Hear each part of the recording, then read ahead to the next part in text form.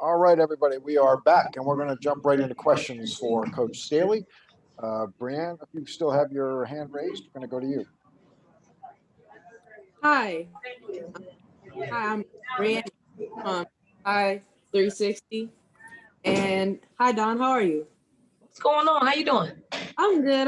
I'm just curious. So how do you compare the young girls coming up into today's age playing basketball and compared to when you were coming up playing ball? Because, the youth now, we had players like you to watch and grow up. And so how do you just compare that? And have you seen any growth during those times? Yeah, I mean, the comparisons are probably a little stark in that we played a lot of against the guys 5-on-5, a lot less one-on-one hands-on training. We probably did it. What we worked on is we worked on how to do it within a 5-on-5 setting versus if you fast forward now, young people have trainers. They work out with their trainers, and I don't think that's a bad thing. I do think they should incorporate doing it when there are 4 other people on their team and 9 other people that are on the court, trying to see where all that fits in. I think a lot of times young people nowadays work on their individual play, and sometimes that doesn't fit in with the team concept.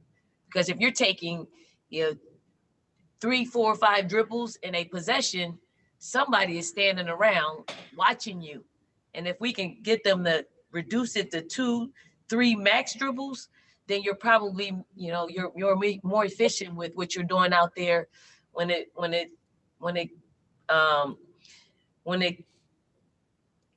you're working with, other teammates out there on the floor.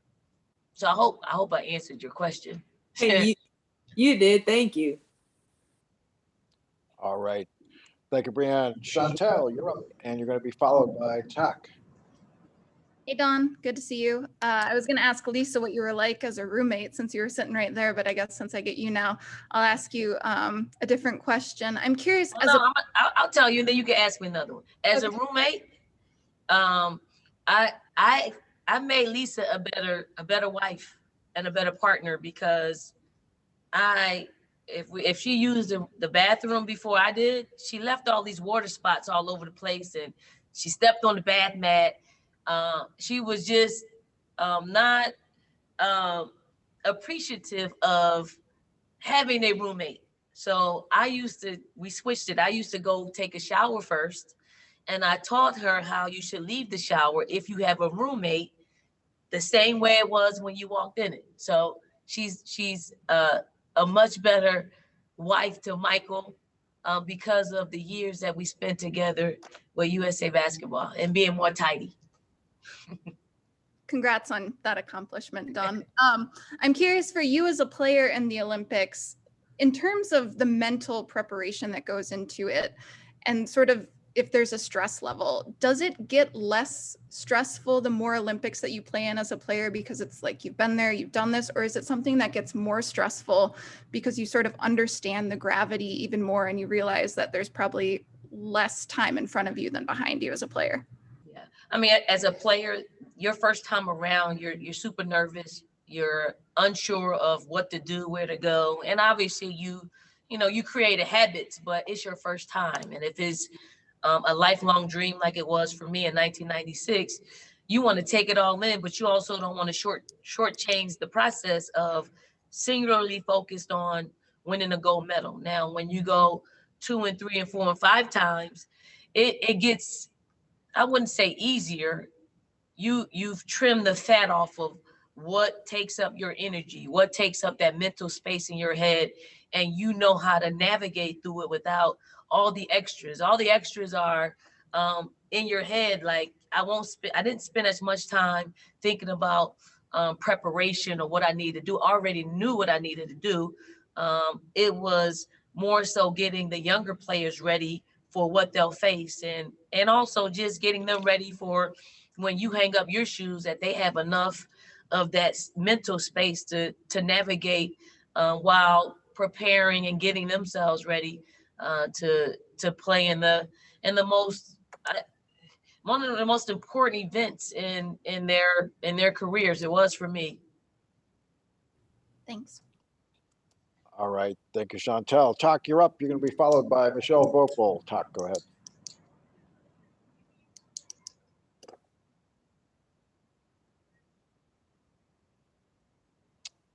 Takeshi, are you unmuted? Go ahead. Hello, Coach. My name is Takeshi Shibata from Tokyo, Japan. And I am curious about how you think about the Team Japan. Their shooters are very unique with the mechanics. They shoots like two hands. So what is your impression on their shooting mechanics? I really don't care about shooting mechanics if the ball goes in. Obviously, Reggie Miller used to shoot two-handed as well, to a certain extent, and the ball went in. I think for us, you think less about mechanics and more about whether or not you're efficient doing it. The Japanese Olympic team and their shooters are efficient. So we have to figure out how to either speed them up and not allow them to shoot, especially threes, make them to us, make them put it on the floor and do something other than what they're really good at. But they got a great coach. We had an opportunity to go train with them at South Carolina. They brought us in. We had a really good time. They beat Asia Wilson and our South Carolina women's basketball team by 20 and 30 points. So, and we know they're much better than they were 4 years ago when we actually played them. So we're looking forward to playing them, and hopefully by the time that we do play them, we're playing at our full strength and in the position of playing some of our best basketball. Thank you so much. ありがとうございました。 All right. Thank you. We're going to go next to Michelle Vopel, who'll be followed by Kareem Copeland and Mitchell Northam. Michelle. Yeah, Dawn, I was just wondering for you, I know you've got a lot of business on your mind, but what is this sort of week and been emotionally for you when you consider, you're seeing a lot of your 96 teammates, you're going against Lisa and Tina, you're coaching Asia. I mean, it's sort of like your entire history, if you will, kind of comes together. How have you sort of processed a lot of that? How happy has it been for you to experience it? I'm truly happy that I'll be able to reminisce and see some of my 96 teammates, as well as, the coach, Asia Wilson, also to see Alicia Gray on the 3-on-3 team. But I'm one that I'm pretty stingy when it comes to what I'm focused on. And the focus is preparation to win a gold medal in the Tokyo Olympic Games. I don't really let anything kind of deter me from that path. And it's been the very thing that has gotten me to this place. I've sacrificed friendships. I sacrificed good times. I've sacrificed family reunions because of basketball and because of being in this position. And you get pulled in a lot of different ways, but know that when I see my 96 teammates, I'm thinking about how we put our team, our 2020 Olympic team, in a position to win another gold medal. All right. Thank you, Michelle. Kareem, you're up. You're going to be followed by Mitchell. Hey, Don. Kareem Copeland from the Washington Post. Thanks for your time. I want to ask specifically about Ariel. She's mentioned a lot about one of the biggest things that she's looking forward to is being able to play and learn under you. I'm curious, what stands out? How do you kind of envision her role or how to use her in these upcoming weeks? And, as a former guard yourself, what do you kind of say to some of these young guards coming into the Olympic program for the first time? Well, I had had an experience working with Ariel, probably she was a rising, actually may have been a freshman in college at Texas. And we were on the U18, U19 team. And I've seen her just grow and blossom into a special player. I think because of the coaching that she got in college, Karen Aston, and then the coaching that she's getting under Mike Tebow, a young guard that can do it on both sides of the floor. I look forward to her having definitely a defensive presence out there on the floor where she's a big guard. She doesn't mind getting up in you and guarding you. She can score. She can space the floor out, knock down threes. She can get to the basket. She's just a really young talent that's open to learning. And hopefully I can pour into her and all the coaching staff members can pour into her. And I think most importantly, it is the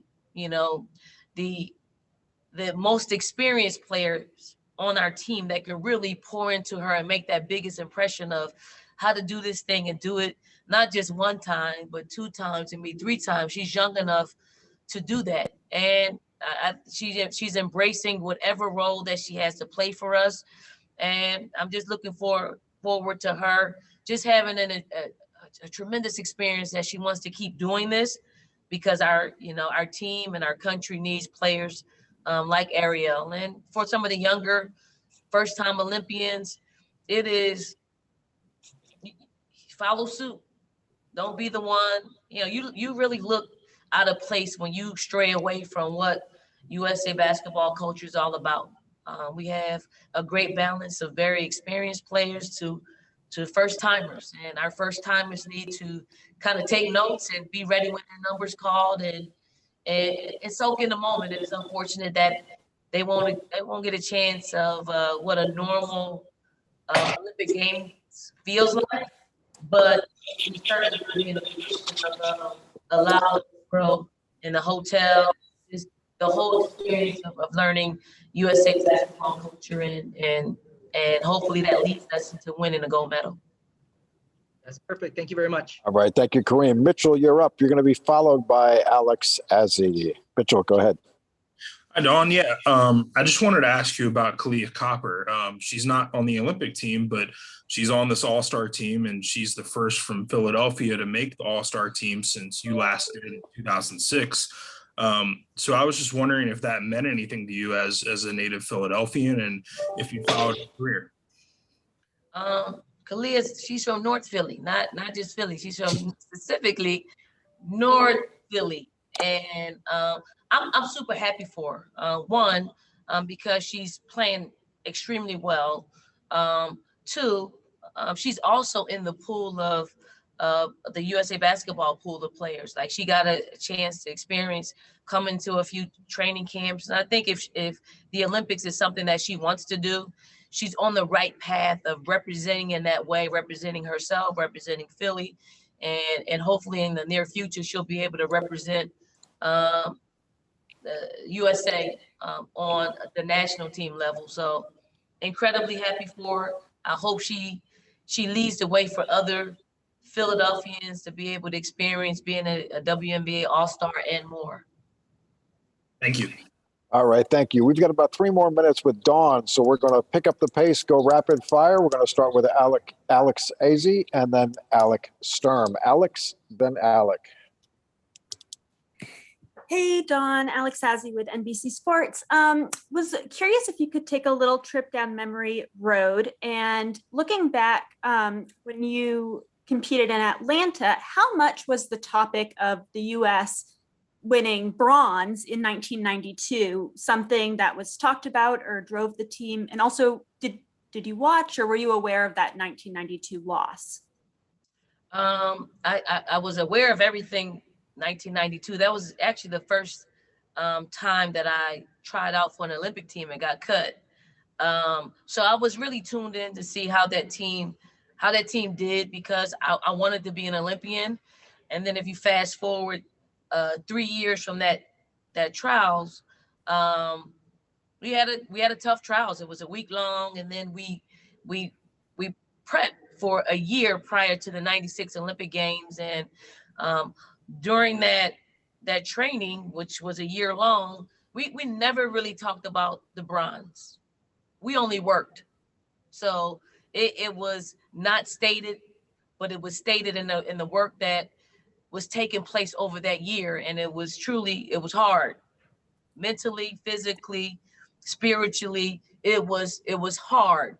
And that was because of the 92 team getting a bronze medal. It just wasn't said. It was actually, we put into action what we didn't want to take place in 96. So pretty cool experience. We're 25 years from that point, and USA Basketball has not looked back since.